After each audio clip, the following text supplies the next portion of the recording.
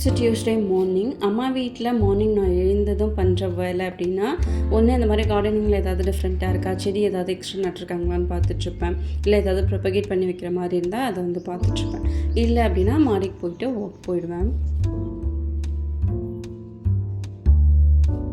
அன்றைக்கி மார்னிங் ஓமா water ready பண்ணிவிட்டு ஊருக்கு எடுத்துகிட்டு போகணும் அப்படின்றதுக்காக, ஸோ அதை மார்னிங்கே அம்மாவை ரெடி பண்ணி கொடுக்க சொல்லலாமேன்ட்டு ஓமா இலை தான் பறிக்க வந்திருந்தேன். நிறைய செடி வந்துட்டு அது கொஞ்சம் தான், ஒரு பீஸ் தான் வந்து வச்சுருப்போம், நிறைய படர்ந்து வளர்ந்துருந்தது. ஸோ அதில் கொஞ்சம் பறிச்சுட்டு அப்படியே வீட்டை சுற்றி, வீட்டோட பேக் சைடில் இப்போ தான் ஒரு சில கண்ணெல்லாம் தென்னங்கன்று தான் ஃபஸ்ட்டு நட்டு வச்சுருக்கோம். ஸோ அதெல்லாம் எப்படி இருக்குன்னு பார்த்துட்டு அதெல்லாம் க்ளீன் பண்ணிகிட்டு இருந்தாங்க. நிறைய புதர் மாதிரி இருந்துச்சு. ஸோ அதெல்லாம் க்ளீன் பண்ணிகிட்ருக்கவே அதை அப்படியே வேடிக்கை பார்த்துட்ருந்தேன்.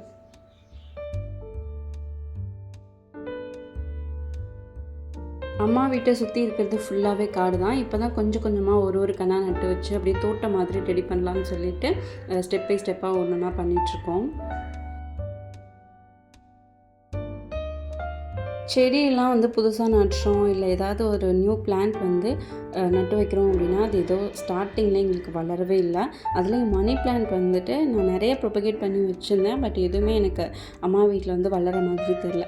ஸோ ஃபர்ஸ்ட் வந்து கொத்தமல்லி விதை வந்து ஃபஸ்ட் போட்டு பார்க்கலாம், அது எப்படி க்ரோ ஆகுது இந்த மண்ணுக்கு அப்படின்னு செக் பண்ணலாமேன்னு சொல்லிவிட்டு ஒரு பிளாஸ்டிக் டப்பாவில் நிறைய ஹோல்ஸ் போட்டுட்டு ஸோ அதில் வந்து இப்போ ட்ரை பண்ணுறேன். யூஸ்வலாக மல்லி விதை எல்லா மண்ணுக்குமே நல்லா க்ரோ ஆகி வளரும். அதுக்கு வந்து நிறைய மெயின்டெனன்ஸ் தேவைப்படாது. லைட்டாக தண்ணி மட்டும் டெய்லி பேசிஸில் தெளித்து விட்டாலே போதும். நான் இருந்தாலும் அதில் கொஞ்சமாக கொக்கோ பீட்ஸும் கொஞ்சம் ஆட் பண்ணி மிக்ஸ் பண்ணி எடுத்துக்கிட்டேன். இந்த மல்லி விதை வந்துட்டு வறுக்காததாக இருக்கணும். ஸோ வந்துட்டு வறுக்காமல் இருந்தால் தான் அது வந்து நல்லா க்ரோ ஆகும் அப்படின்னு சொல்லுவாங்க.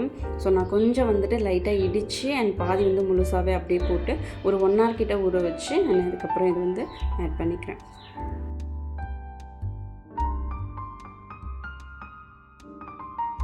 பேலன்ஸ் இருந்த விதை அப்படியே தண்ணியோடவே கீழே ஸ்ப்ரெட் பண்ணியிருக்கேன். நான் ஃபஸ்ட்டு ஸ்டார்டிங்கில் நாங்கள் மல்லி விதை வந்து கீழேயே தரையிலே கார்டன் சைடில் ரெடி பண்ணி பார்த்தோம். பட் அப்போதைக்கு வாத்து கோழியெல்லாம் இருந்ததால் அது நல்லா ஸ்ப்ரெட் பண்ணி விட்டுருச்சு, இல்லைனா அதை சாப்பிட்ருச்சு. அந்த விதையெல்லாம் லைட்டாக க்ரோ ஆகி வரும்போதே அதையுமே சாப்பிட ஆரம்பிச்சிச்சு. ஸோ அது வந்து கீழே எங்களுக்கு ட்ரை பண்ணால் அது வந்து கரெக்டாக இருக்காது அப்படின்றதுக்காக தான் இப்போது இது மாதிரி ஏதாவது பாட்டில் ட்ரை பண்ணி பார்ப்போம்னு இந்த பிளாஸ்டிக்கில் அரேஞ்ச் பண்ணி வச்சுருக்கேன்.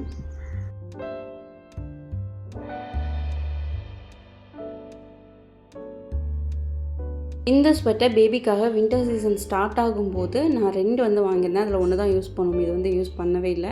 ஒன்று வந்து ஹஸ்பண்ட் வீட்டில் வச்சுட்டு அண்ட் ஒன்று வந்து அம்மா வீட்டில் இருக்கட்டும்.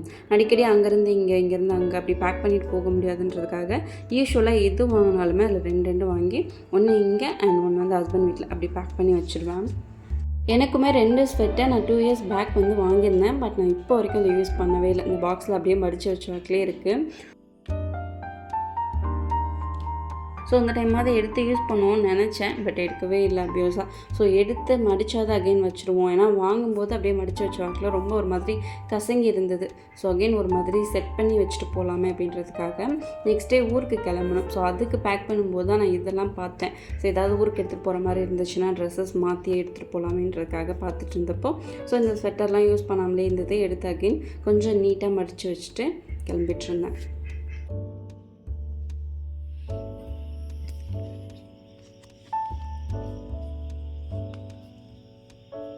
எனக்கு இதோட ப்ரைஸஸ் எக்ஸாக்டாக தெரியல. பிகாஸ் 2 years பேக் வந்து நான் பர்ச்சேஸ் பண்ணதால் இதோட லிங்க்ஸ்லாம் கண்டிப்பாக கிடைக்குமான்றது தெரில. கிடைச்சிது அப்படின்னா கீழே டேக் பண்ணுறேன். உங்களுக்கு விருப்பம் இருக்குது அப்படின்னா கண்டிப்பாக செக் பண்ணி பாருங்கள். மேக்ஸிமம் 700க்கு மேலே போகாது. பிகாஸ் நான் சர்ச் பண்ணும்போது இந்த 500 to 700 ரேஞ்சில் தான் நான் வந்து தேடிட்டு இருந்தேன். ஸோ கண்டிப்பாக அதுக்குள்ளே தான் நான் கண்டிப்பாக பர்ச்சேஸ் பண்ணியிருப்பேன். ஸோ அஃபோர்டபுள் ப்ரைஸாக தான் கண்டிப்பாக இருக்கும். எனக்கு தெரியல, டேக்கில் வந்துட்டு சம்டைம்ஸ் 2000, 1999 அந்த மாதிரி ப்ரைஸ் போட்டிருக்காங்க. பட் நமக்கு வந்து ஆஃபரில் 500 இல்லை 900 அந்த மாதிரி ரேஞ்சில் தான் வந்து ஏதோ ஆஃபர் அப்படின்னு சொல்லிட்டு தராங்க. பட் இது எந்த அளவுக்கு இதெல்லாமே பிராண்டடாக இல்லையா அப்படின்றது எனக்கு தெரியல. இதை பற்றின எக்ஸாக்ட் டீட்டெயில்ஸ், இந்த கிளாத்தோட டீட்டெயில்ஸ் கூட எனக்கு அவ்வளோவா தெரியல.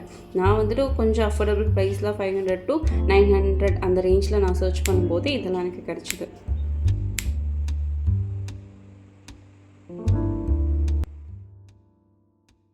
நெக்ஸ்ட் டே மார்னிங் அம்மா வீட்டிலேருந்து ஹஸ்பண்ட் வீட்டுக்கு வந்தாச்சு. ஆக்சுவலாக ப்ரீவியஸ் டே ஈவினிங்கே வந்து கிளம்பி வந்துட்டோம். அம்மா வீட்டிலேருந்து வந்துட்டால் அன்றைக்கி டே அண்ட் நைட் ஒரு மாதிரி இருக்கும். ஸோ மோம் போல் குக் பண்ண தோணாது, எந்த ஒர்க்குமே பண்ண தோணாது, அன்பேக் பண்ணுறதுமே எதுவுமே பண்ணல. ஸோ மார்னிங் எழுந்து ஃபஸ்ட்டு எல்லாமே அன்பேக் பண்ணி எடுத்து வச்சுட்டு கொஞ்சம் கிளியர் பண்ணதுக்கப்புறம் தான் வந்து கிச்சன் சைடே போனேன்.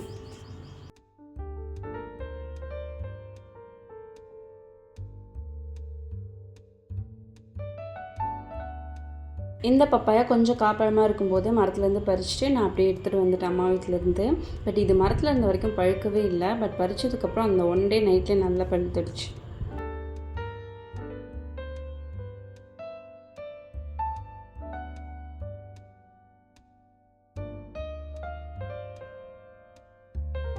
இந்த பப்பாயாவில் சீட்ஸ் இல்லை, ஏன்னு தெரியல. பட் நாங்கள் இது வந்து வீட்டில் வளர்ந்த மரம் தான். பட் நாங்கள் நட்டு வச்சது கிடையாது.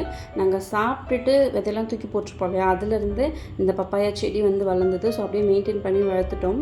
பட் ஏன் இதில் சீட் இல்லை அப்படின்றது எக்ஸாக்டாக தெரியல.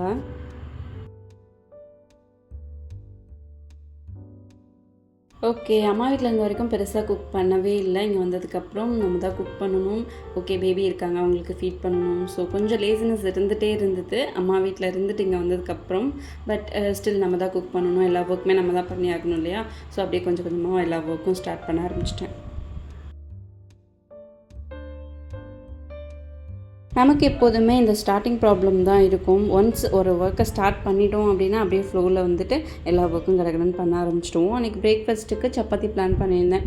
ஸோ ஃபஸ்ட்டு மாவு தேய்ச்சி வச்சுட்டு அண்ட் லஞ்சுக்கு ரைஸ் அண்ட் வெண்டைக்காய் பொரியல் ப்ரிப்பேர் பண்ணிட்டேன். பேபிக்கு எக் பாயில் பண்ணி வச்சுட்டு எங்களுக்கு ஸ்க்ராம்பிள் எக் மாதிரி ரெடி பண்ணலான்னு பார்த்தேன்.